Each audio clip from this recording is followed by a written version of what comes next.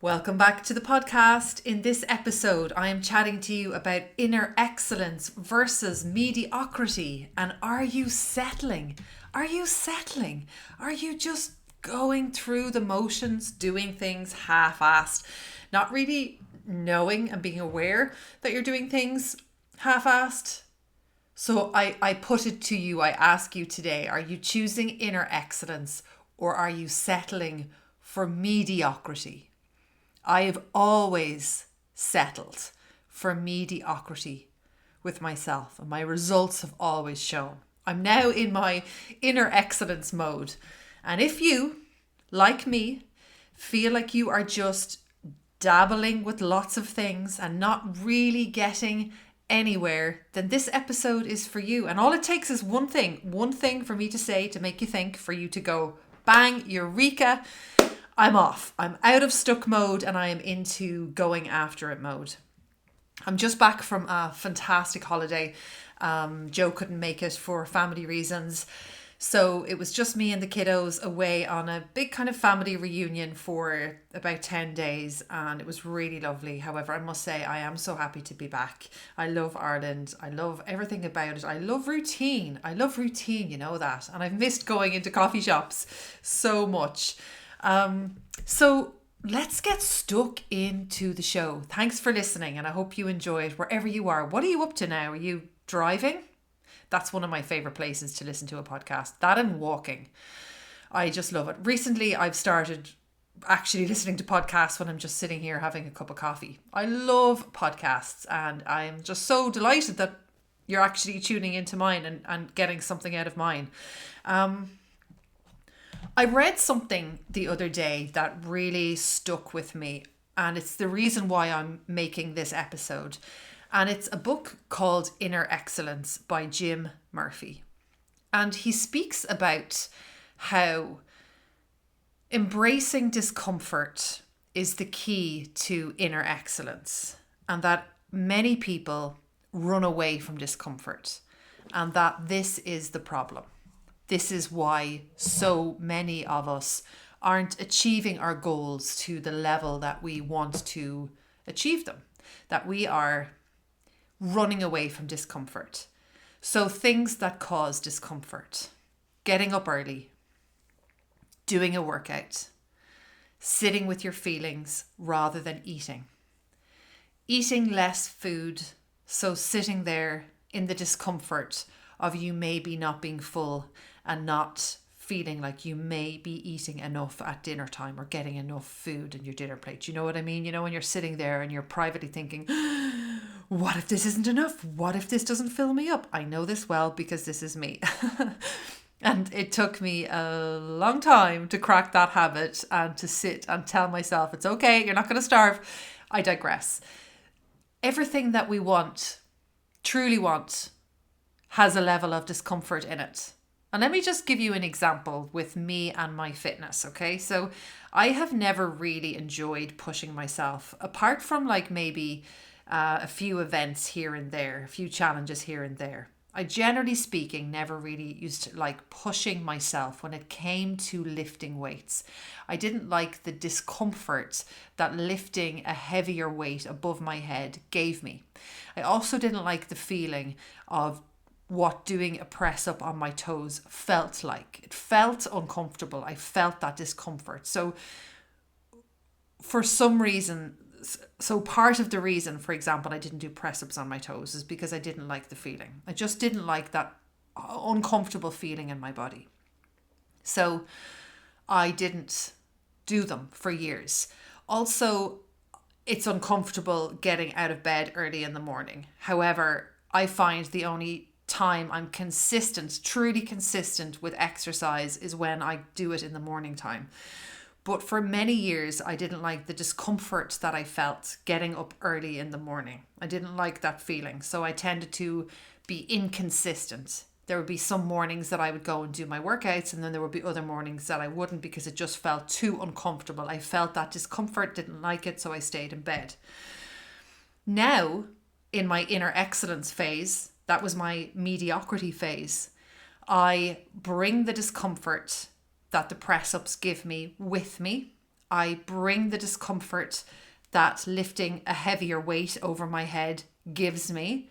And I go ahead and I do it anyway, because I know that that discomfort, the other side of it, there's going to be results that I've never experienced before. And it's the same thing with getting up in the morning now. I wake up in the morning and I feel immediately discomfort. I don't like the feeling of getting up early in the morning. I feel very vulnerable when I wake up.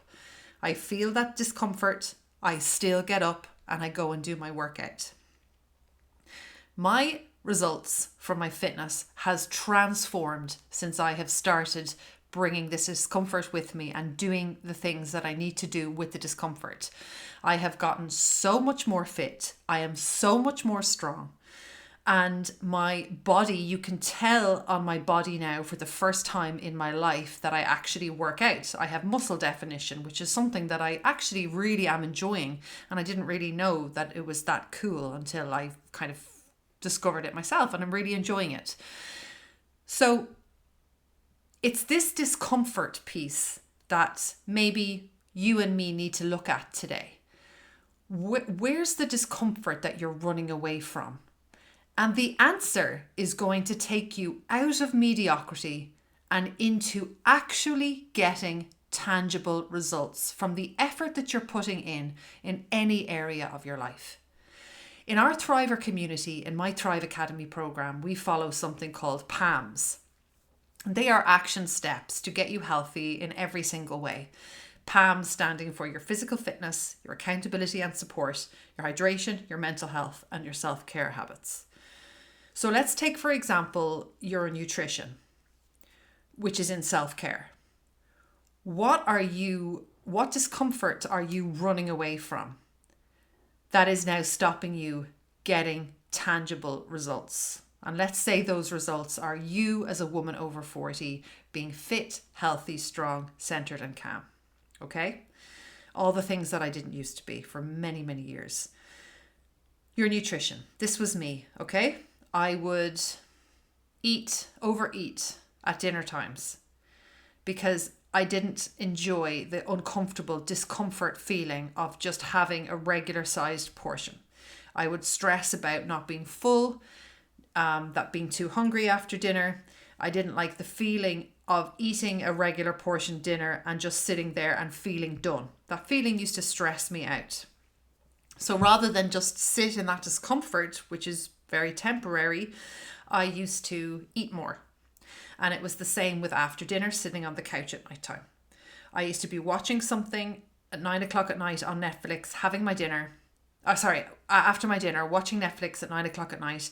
I'd be sitting there and I'd be thinking, oh my God, I need something. I need something sweet. I need something sweet to go with my TV watching. And rather than me sit in that discomfort and say no to myself and practice discipline and practice inner excellence, I used to give into that feeling because I didn't like to feel the discomfort that I felt not eating. So I used to, many nights of the week, eat shite on the couch watching TV. But I didn't want to. But I also didn't want to feel the feelings that were bubbling up by not eating. So really, we're all faced with a choice. You can commit and go after what it is that you want. Start practicing discipline. Get absolutely serious about inner excellence. Or you can flaff around in mediocrity land where you half-ass do things and run away from that feeling of discomfort. And let me put it to you another way. For many, many years, I was very, very stressed out and very, very overwhelmed. So I felt such discomfort in my day-to-day life. I was an absolute people pleaser. I was overeating. I was inconsistent with exercise. I was doing nothing to reduce my stress and overwhelm. I had absolutely zero boundaries. But I was too afraid to do anything about so many of those things. I was too afraid to not be a people pleaser. I was too afraid that people wouldn't like me if I started being myself. I was too afraid to have boundaries. I was too afraid to be me and say what I felt. And I didn't like the feeling of discomfort associated with that feeling with healthy habits. But because I didn't face up to anything and I was running away from discomfort the whole time. My whole life was one big discomfort. My whole life was horrible. So it's interesting, I could have put up with the discomfort of exercising consistently, reducing my stress, reducing my overwhelm, putting up boundaries, dropping the people pleasing. If I had to put up with that discomfort, which was actually healthy for me, the healthy discomfort, my whole life would have been so much more content. I would have been filled with joy and peace and contentment many years ago rather than only a couple of years ago. So really, I suppose it's that you have to choose your discomfort. Do you run away from feeling uncomfortable and then your whole life be one big uncomfortable, painful life?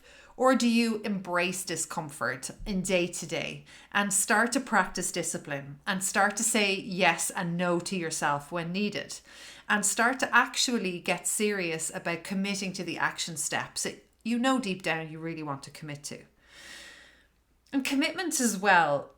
There's a level of discomfort in committing to a goal and not getting there because of setbacks, but being so committed that you know you're going to get there. There is discomfort in sitting up, in committing to your goals and not getting there. Yet, there is discomfort. There's so many people I admire in this world. Most of them, the thrivers in Thrive Academy, who are excelling in some areas and then in other areas, just like me and you and everybody else, are finding it difficult. And they just keep going after it and after it and after it. And they are the people that I admire the most. And they are the ones that are always successful. And what many people always forget or have never been taught properly in school is that in order for you to be successful, you need to also fail. That failure and success are intertwined together. You cannot be successful without failure. I couldn't have given up alcohol without 2 years of trying to give up alcohol. And those 2 years were really tough. They were messy. I didn't want to drink, and yet I was drinking. So you could label that as failure. However, I label that as my journey to eventually quitting alcohol. So I could never have quit alcohol without, first off, having not gone through that period of actually learning how to, of not drinking. I could never have stopped drinking without the trying to not drink for 2 years part. I could never have gotten fit without all those missed workouts and skipped workouts and yet still getting up every day, that journey part of failures and setbacks. I could never have gotten fit without that. I could never have healed my relationship with food without first having had a bad relationship with food and going through the journey with setbacks and challenges along the way to now having a really healthy relationship with food. One doesn't come without the other. However, what so many people do is they decide they want to heal their relationship with food. So they say, I'll start on Monday. They get really annoyed by the weekend that they weren't able to fulfill all their dreams when it came to healing their relationship with food. So they quit, or else they're just really down and negative on themselves. So they don't really give it much. They kind of dabble. They have 1 foot in, 1 foot out. The 1 foot out is to kind of make it okay for when they do quit. So they're like, well, look, I wasn't really invested in it anyway. And the 1 foot in is a little bit of hope that they're just kind of trying but not really committing. That's dabbling.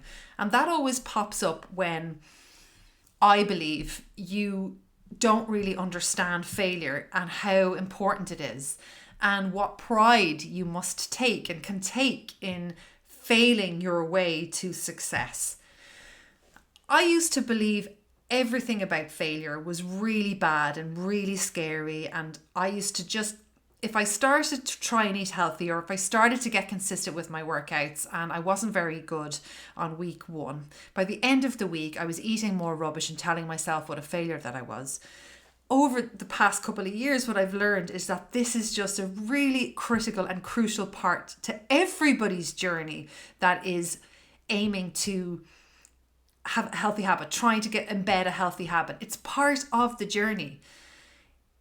Think about it. If I came to you and I said, hey, I've got a really bad relationship with food, I'm inconsistent with my workouts, and I feel really stressed and overwhelmed. And I started a week ago fixing all those problems, but by the end of the week, I was back to square one. You'd look at me and you'd be like, what the hell? You gave yourself a week? Things haven't been embedded in a week. Are you joking? You see, it's easy for you to say that to me because it's not you, but this is what so many of you do to yourselves. You're just so bloody hard on yourself. So hard on yourself. So remember, mediocrity, running away from discomfort, taking what is perceived as the easier route. That easier route becomes the hard route. It becomes your life. The perceived easier route, you don't get up for your workout. You don't eat 3 meals a day. You don't get out for the fresh air. You continue to work really hard and have no hobbies. All those little micro decisions that you're making every day, that feels like the easier route, to do nothing and to just eat shit on the couch. But you get out of shape, unfit, you get full of aches and pains, you get worried about the future, you get cranky, irritable and tired. And you're calling that the easier route. And then, you think the harder route is getting up for your workouts, planning your 3 meals, eating healthy, drinking water, taking care of your mental health, making sure you compartmentalize and boundary up work. That can seem like the more difficult option. But the life you lead is so fantastic. The life you lead is full of joy and contentment and inner peace. So really, what's the little micro decisions we're making every single day? I encourage you to look at them differently. That getting up early and doing your workout is actually the easier option. Eating healthy and drinking water is the easier option. Having a bad relationship with food and eating shit all day long and missing your workout, that's the hard option. That is suffering. That is hard. But in this society, I feel that everything is labelled the wrong way. Like even we see food as treats. I've even stopped trying to say that word treats with the kids recently when it comes to eating rubbish. I say, have that rubbish on a Friday night, like actual rubbish, like the shitty Mars bars and stuff, rather than treats. And I get to lie in today instead of doing my workout.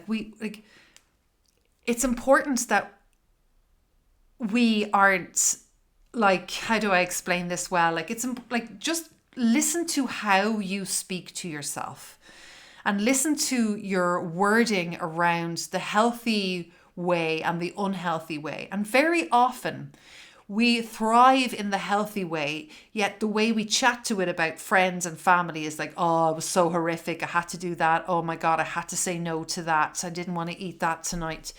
But actually, that's what you want. You want to eat healthy. You want to do your workout. So sometimes it can be really helpful to flip how you speak about things. I get to eat healthy. I get to drink 2 liters of water. I get to work out. I get to be fit and healthy. So I ask you, what are you going for? Mediocrity? Half-assed doing a couple of workouts here and there? Half-assed eating healthy and then not really eating healthy the rest of the time? Trying to get your water in? Or are you going after this? Are you going to go after it? And going after it and giving it your best shot doesn't mean perfection. It means you're going after it. You've got a clear goal. You've got a clear why, and you're going after it.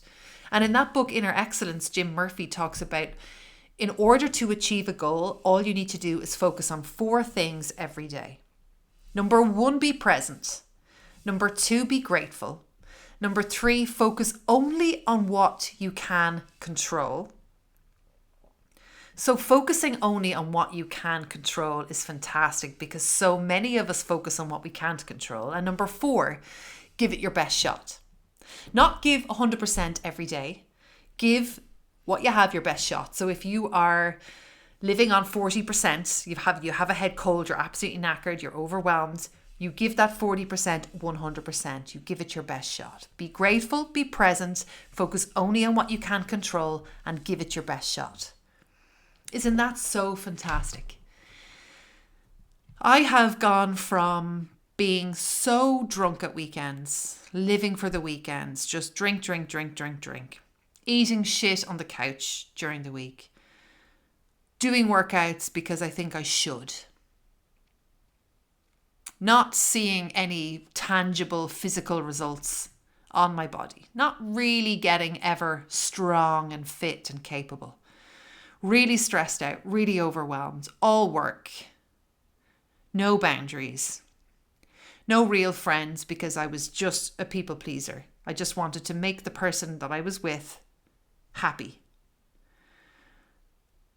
To now fit and healthy, and I'm here to help you go through and past those struggles you may be feeling now, those challenges that you may be feeling now. I'm here to help you break free from any unhealthy habits you feel shackled to.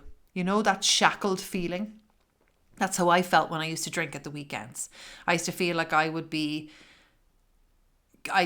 be active all day. I don't just mean physically, and then put a drink in my hand, and it was like putting a shackle up from the ground around my wrist and tying me to the chair that I wouldn't move for the next few hours because I'd be drinking. You have one life and you know that. And if you want to strive for inner excellence, it starts by starting to notice the discomfort that comes around when you're going after the habits that you want to embed, and bringing that discomfort with you and going ahead and doing the thing you want to do while feeling uncomfortable. And it'll get more simple and it'll get more easy over time. If you want to change your life, raise your standards. Tony Robbins. I hope you found this episode helpful today. I hope you found this episode helpful today. Thank you so much for listening. I hope you have a wonderful day. And if this helped you, please share it with a friend. I would be so grateful. Thank you so much for listening, and all my love.